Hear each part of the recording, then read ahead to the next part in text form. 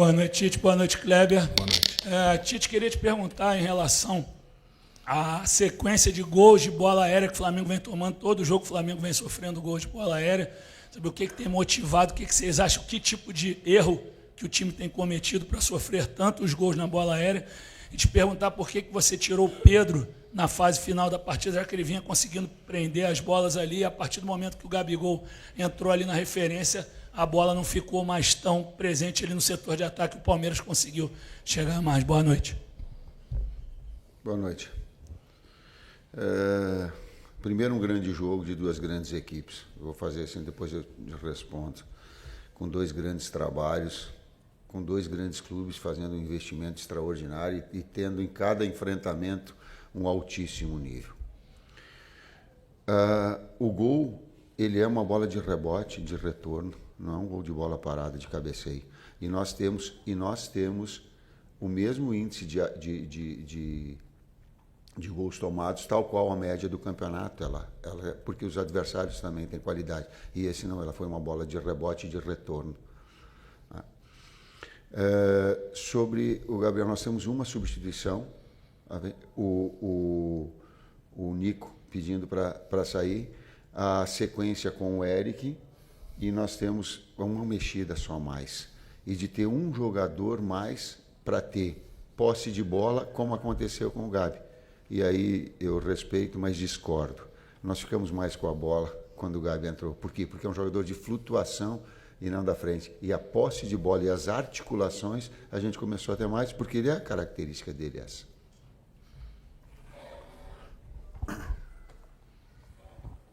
Tite, boa noite. Raíza Simplício, da Gol Brasil. Você falou sobre essa questão do gol ter sido de rebote, não na bola parada. Então, eu vou meio que refazer a pergunta do Fred e vou utilizar essa questão, né, que eu acho que tem preocupado muito o torcedor, é essa bola levantada na área do Flamengo. A impressão que a gente tem, os gols que o Flamengo leva, em sua maioria, são com essas bolas alçadas na área, seja de bola parada, seja do rebote que colocam a bola pelo alto. Como é que vocês têm trabalhado isso? Essa percepção que nós temos aqui de fora é a mesma que vocês têm? Tem sido trabalhado isso ou não tem essa percepção? Enfim. E, se me permite mais uma, no final do jogo eu vi jogadores bastante cansados, né? Uma sequência de jogos difíceis e muito pegados.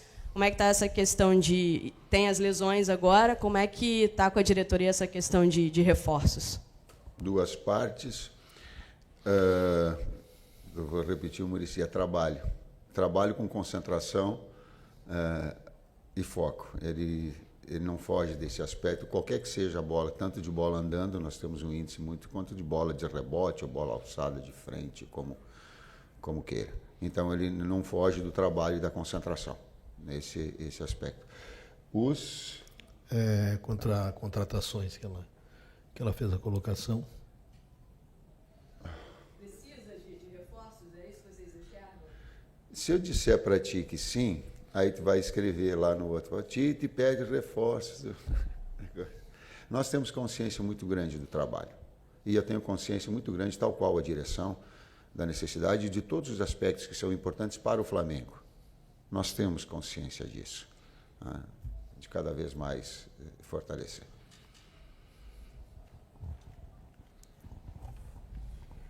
Tite aqui, boa noite, Kleber, Marcos Martinho, do canal da QSRN.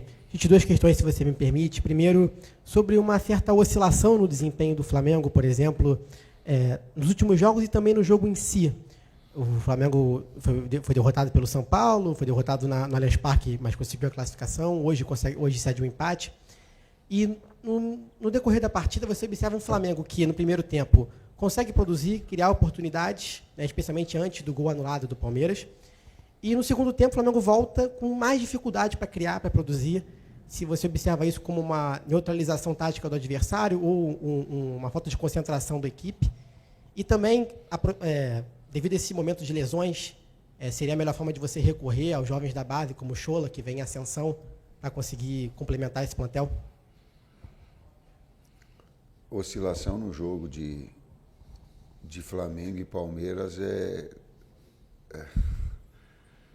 duas equipes de altíssimo nível, em alguns momentos tu vai estar dominando, em alguns momentos controlando. Nós temos um grande jogo hoje.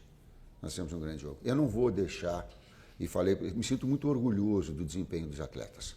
Muito, não pouco. Ele vem de um jogo, e quem classificou, e aí a situação são situações diferentes. 220 minutos nós classificamos. E classificou merecendo. Das duas, talvez, dos últimos 3 anos, as duas equipes que têm brigado no topo das grandes competições. Então, passou. Empatamos o jogo e fizemos um belo jogo lá no Campeonato Brasileiro. E aqui hoje tu sai com o Everton, e aí eu sei da qualidade, sendo o melhor jogador em campo e fazendo duas extraordinárias defesas.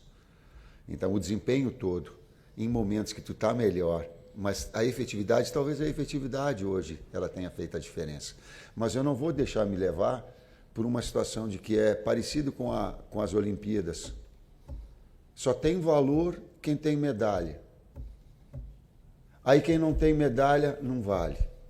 Só tem valor se vencer. Então desempenho não vale. Vale sim, para o técnico vale. Os atletas sabem que eu me orgulho do desempenho hoje. E que o desempenho do jogo era de vitória. E que eu sei avaliar e sei dizer isso para vocês também. E assumir essa responsabilidade. Porque senão fica assim, ó, só vale que tá. Aí eu tenho que ouvir o Pio dizer assim, ó, pô, eu tive, porque eu não estava na minha melhor condição, eu tive um monte de haters. Vai falar. Então, comigo, só porque venceu não vai ter.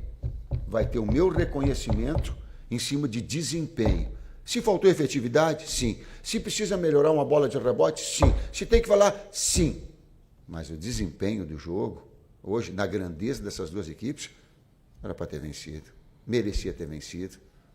Inclusive com o Everton fazendo aí 2 defesas que eu já estava vibrando e tal. Então, eu tenho uma percepção que ela vai além do resultado.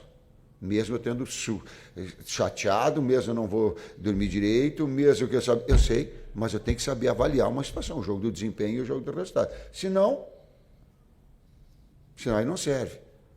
Aí só vai servir o Pio, só vai servir a menina quando tem medalha de ouro. Aí não dá, né? Só quando vence, aí não dá. Oi? A gente tem vários jogadores da base inscritos, né, dentro do nosso grupo de Libertadores, e o Chola é um deles, né? O Iago, o Carbone, o Rayan, que desceu. Tem uma série de meninos inscritos e a gente tem usado dentro do trabalho e vai fazer uma análise agora para o jogo de quinta-feira, que é Libertadores, né? Dentro dos jogadores que a gente vai poder contar para o jogo. Um jogo de muita exigência, com altíssimo nível, inclusive físico. E eu lamento muito pela saúde dos atletas. A gente fica... um grande momento que o Cebola estava de novo, o Vina entrando bem de novo, e aí tu acaba perdendo... Mas é do jogo. Mais saúde para eles. Boa noite, professor Tite. Boa noite, Kleber. Concordo quando você fala que o Flamengo produziu, né, para vencer, mas é justamente nesse ponto que a galera está batendo muito aqui nessa tecla da bola parada, porque os torcedores hoje estão muito preocupados exatamente por conta disso. O Flamengo produz e acaba tomando um gol, seja ou de bola parada ou de bola rolando. O Flamengo já tomou contra o São Paulo, agora recente, né, de cabeça, um escanteio direto. Mas tomou contra o Palmeiras, teve 2 gols anulados por 1 milímetro, por pouco tempo, pouco espaço. E também, hoje, como você falou, de segunda bola, que o jogador demorou a sair. Já tinha acontecido com o Varela e hoje aconteceu com o Vinha. Como é que a gente vai melhorar isso, pensando que o Bolívar agora é um time que, principalmente na altitude, força bastante essa bola levantada, né, na área, até pela velocidade, né, do jogo. Obrigado. Treinamento, foco e concentração. Até para resumir aquilo que eu falei anteriormente. Não dá para fugir disso. É isso. Treinamento, foco, concentração, repetidas vezes para aperfeiçoar.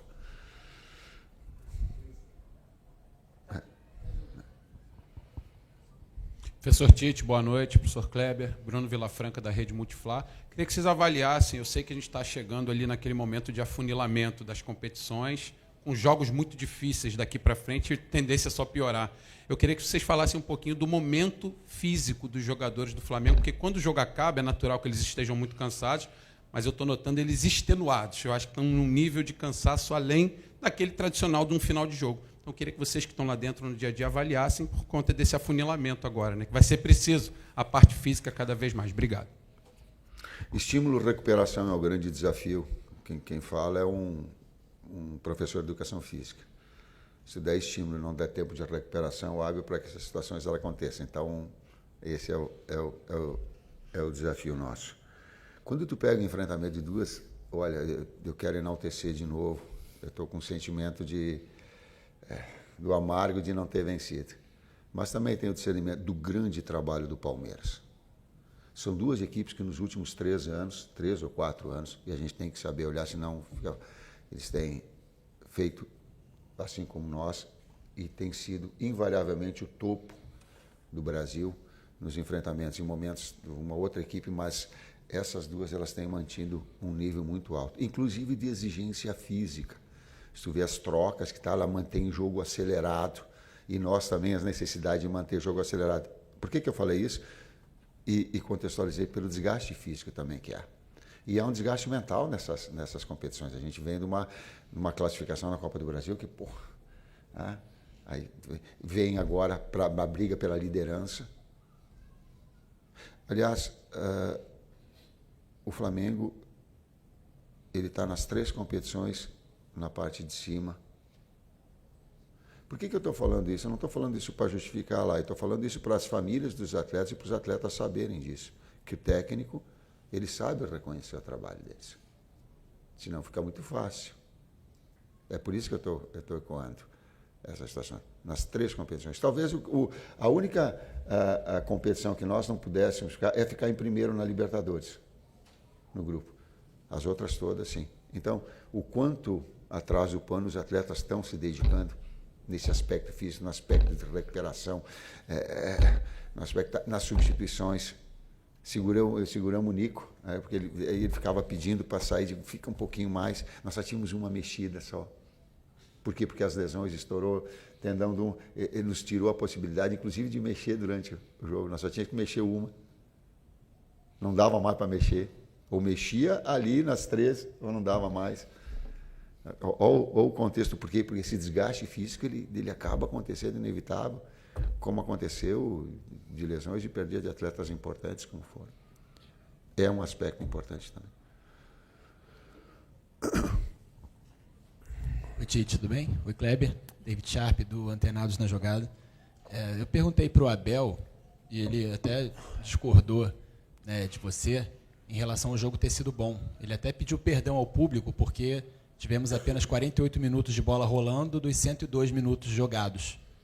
E aí, ele deu as justificativas dele, eu queria saber de você, até pela questão da arbitragem, que vem sendo muito falada toda semana aqui, em todos as coletivos de todos os técnicos, se a arbitragem interferiu negativamente nisso, se as próprias equipes, né, o Palmeiras é um time que reclama bastante da arbitragem, se isso também interfere, eu perguntei isso para ele. E focando também no jogo do Bolívar agora, pelo que você já falou, dos jogadores extenuados e todos os problemas físicos, como encarar esse desafio que a torcida, preocupada com a situação de ter que fazer uma diferença muito grande para não sofrer lá na altitude? Obrigado. É isso. Primeiro, a gente começa a pensar no jogo e projetar todo aquele jogo de enfrentamento que a gente tem contra o Bolívar. Isso, nessa sequência de trabalho, a gente nos vê, vamos ver os atletas que também machucados, disponíveis, esse é o processo todo de recuperação. E outra parte, a primeira parte da pergunta? Comentar. Por isso que o futebol ele é tão bom e democrático, né? A gente enxerga sob diferentes viés, diferentes... O Flamengo tem uma forma de atuar, um modelo. O Palmeiras tem outro modelo. Qual é o melhor? Os dois são bons, os dois são vencedores, mas são bem distintos. E aí, inclusive, as óticas daqui a pouco. Tá? E não contrapor a opinião que ele possa ter, que eu tenha, sem confrontar. Respeitar opiniões se respeita, não se... dados específicos, não, esse mais. Mas se respeita, opiniões se respeita. Não quero falar de arbitragem, não. Vamos à última. De arbitragem não é do meu cunho. A última pergunta. Só a única coisa que eu digo que fato não dá para negar. Se é impedimento, é impedimento. Ah, mas foi pouquinho. Aí treina a jogada e entra antes, aí não dá para trazer. Ah, não, tomou gol. Não tomou gol. Porque não foi impedimento. A última, tá? Boa noite, Tite. Boa noite, Kleber. Léo José, do Coluna do Fla. Ultimamente, o Léo Ortiz ele vem disputando vaga ali com o Alan para ser, vamos dizer assim, o pronto reserva ali na posição de volante. Como que você enxerga, como que vocês da comissão técnica enxergam essa disputa entre Alan e Léo Ortiz? O que faz vocês definirem, colocar ou o Léo Ortiz ou o Alan? Hoje os dois, porque o ritmo do jogo, inclusive, com o cartão do Eric, estava então a necessidade dos dois. Um é um jogador que agride a marcação e que sai numa alçada mais e outra mais posicional. Um ou outro, mas também o Léo trabalhando bem, tanto como o primeiro meio-campista posicional, quanto com o zagueiro.